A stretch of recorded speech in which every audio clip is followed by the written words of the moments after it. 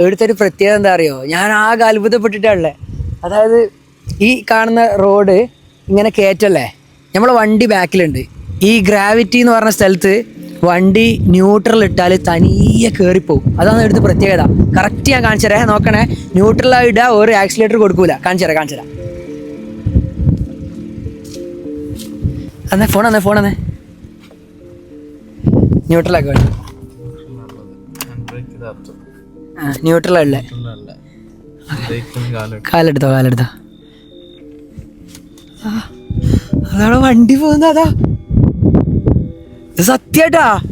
ഞാൻ ഇവര് പറഞ്ഞപ്പോ അത്ര വിശ്വസിച്ചില്ല സത്യം പറഞ്ഞാല്. എന്ത് സ്പീഡിലാ അത് കയറ്റം കയറുന്നേ. നിങ്ങൾ കാണുന്ന